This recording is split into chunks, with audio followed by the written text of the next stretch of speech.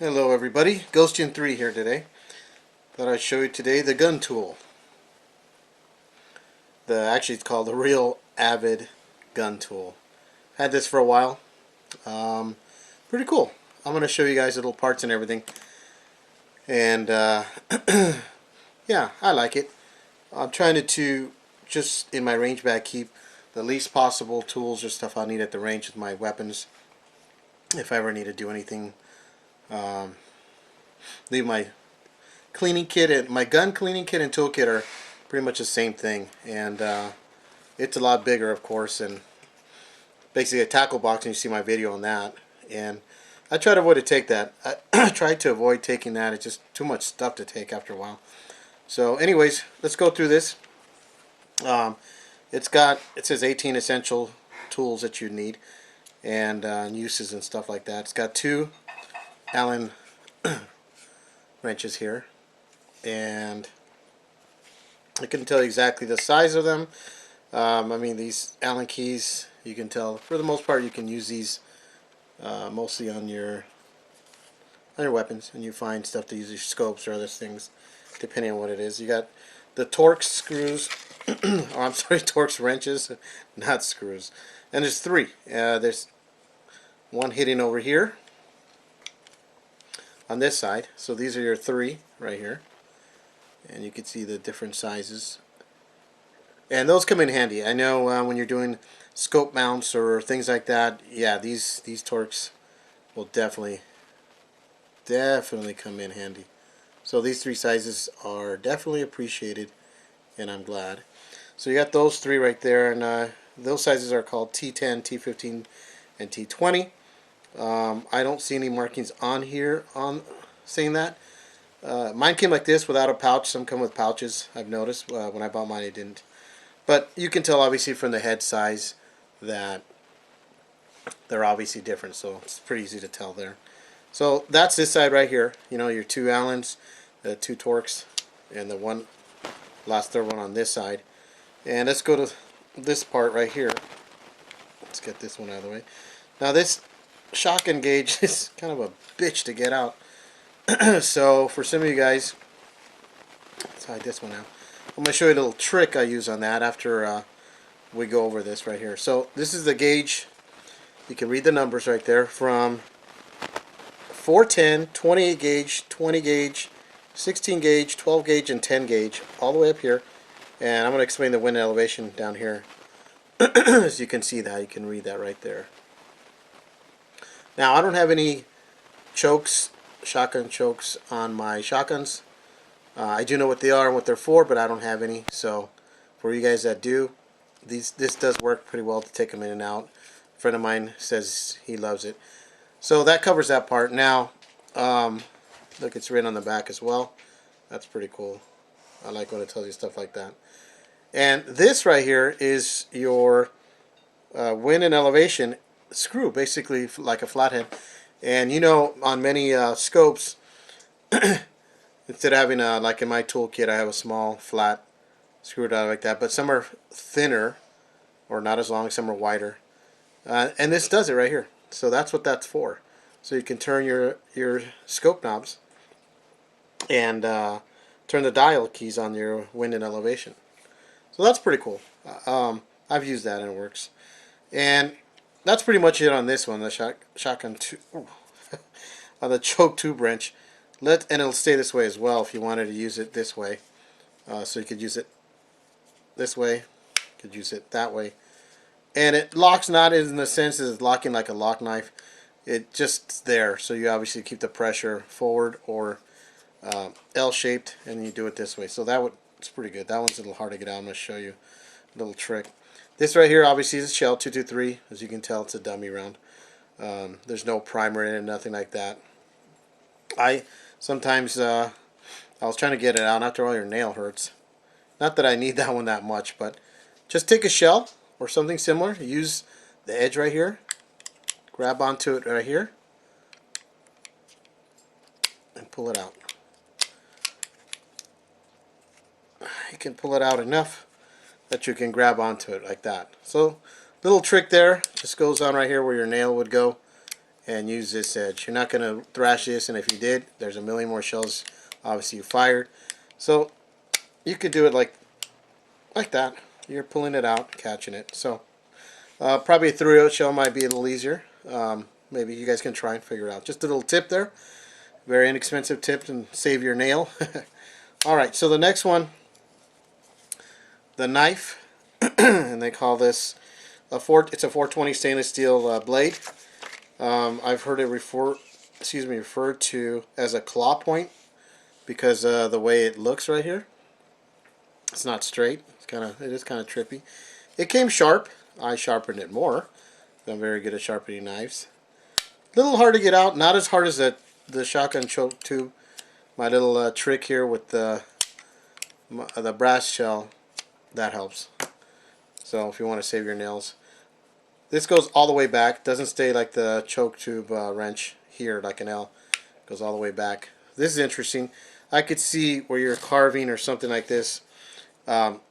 Since it's curved, it'll do pretty good. I mean, you could scrape off something with this, but it's always nice to have some kind of knife blade. This is like a wannabe Swiss Army knife, kind of where they got the idea from, I'm sure, except for guns, you know, and that's pretty cool. So it's always good to have a knife blade. You never know when it might come in handy for whatever reason. So that's a knife blade. It's what it measures from here, 1.5 inches. So barely an inch all the way from here is where I'm measuring. So if I was going to measure right here, 1.5 inches now. So your 1.5 inch blade. So let's get all these out. And we're doing this side. So we have the claw point knife blade. We have this choke tube over here, wrench is hard to get out. There we go. So we have that. The other Torx that was there on this side. And then this one. This is basically your punch. So you could use it for any, you know, trigger housing, pins, or anything like that on your weapons. I'm sure you can think of a lot of things to use a punch for. There's a tip right there. Not sharp. It is tapered, you could see. So that is good. It's not flat. So I'm sure you can get used to it. It'll stay stuck, by the way, left. When I say stuck, meaning it does stop there, just like the choke tube wrench. So you could use it this way if you needed to, and maybe get on something that you're using and tap it, or however. And you could use it obviously this way or like that. So that's pretty cool. So those are the tools on this side, on both. Before we get to the other tools, this whole thing right here is basically steel, and this is kind of a rubberish like feel right here, kind of for the grip. There's a plastic, but it feels kind of like it's layered with almost like a rubber. Like it's not super sticky, nothing like that, but kind of feels that way. I mean, it's softer. You know, it's not cold like on cold days. If you're shooting cold temperatures, this you'll feel a little bit because it's metal. You know, I don't know if it's steel, aluminum. I couldn't tell you. So now let's get to this side, which is pretty cool. Now, as you can see, the tip right here, well, that's for your bits. These are magnetic bits. That's great because I swear when you're at the range, you're outdoors, especially outdoors, for a lot of us that go to the range outdoors, I'm telling you, drop one of these bits, it disappears into the Bermuda Triangle, another dimension. So it is cool. I mean, if they fall, that's my fault. Here are your bits. And basically you have two, you have four in here. And you have two, I'm going to show you. Two of these are 1/8 and 3/16. Two flathead and two Phillips. These are your two Phillips. As you can see, the size differences, and in the front. So you have two of those, which are going to fit pretty much most everything that we do on weapons and stuff, and even home use, you know. There's no markings on here to give you the size. I got the sizes from the packaging that I got when I first got it, and you know, researched it a bit before I did my video for you guys. So you have those, and then you have the two flatheads. Also, a small and big is what it comes down to on both of them, and the 1/8 and 3/16, and these are your flatheads, as you can see. So that's pretty cool. That will fit. It'll come into good use. Now here's a housing that it's housed in. It's plastic. This is plastic, kind of with the rubbery right here. Feels like. Doesn't go all the way back. Just it stays open though. Here's what it looks like inside. You got the 4 holes, and it's pretty sturdy. I mean, it closes, it stays locked. I was worried, my God, if this opens and I lose these right here, it's a goner. But it stays open. Now, these 2 holes right here, obviously you open it. I'm assuming that's what that's for. Nowhere on my research have I found out. Obviously, it's not for sticking things in there because this just basically opens up. So I'm assuming it's just for grip to open it up either side or something. If it's for something else, you guys tell me. I'd appreciate it. But all the research I've done, no one mentions this, to just open this latch up right here, this cover, and that's pretty much it. So anyways, this is where your 4 will fit.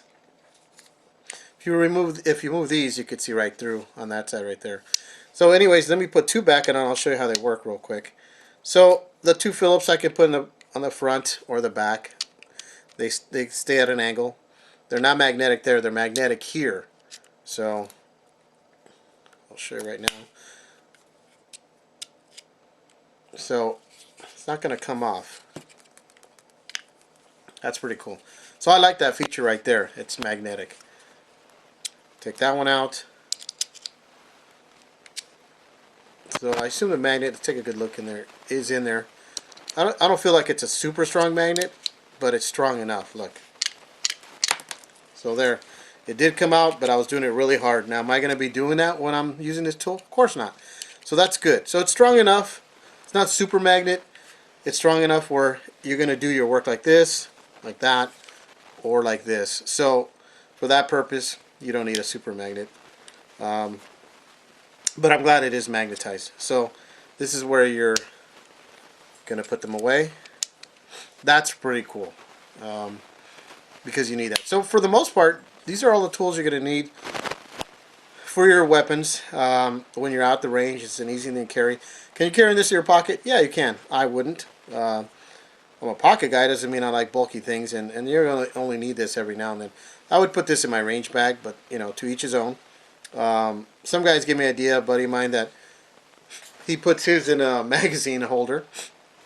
Cool, he's gadget man. He can it fit in there, he said, and it was a mag holder to hold a 9mm Glock 40 cal.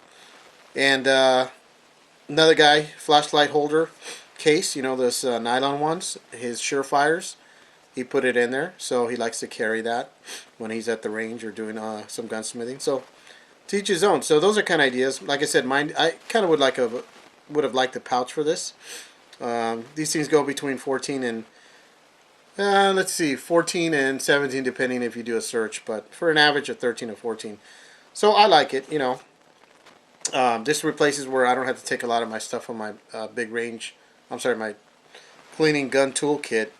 So this is pretty invaluable, I would say. Anyways, I just wanted to do this to show you guys because I forgot I had it even, so I figured I'd share. So there's your Real Avid tool kit, you know, gun tool kit. Hope you guys liked the video. Hope you enjoyed this tool. Not promoting to go buy it, but like I said, I like portability, things that are simple that I can use without having to look at a bunch of stuff, especially when I'm at the range. So less stuff I carry, the better. So alright, subscribe to me, enjoy my channel, click on the like button, I would appreciate it, and take care and God bless.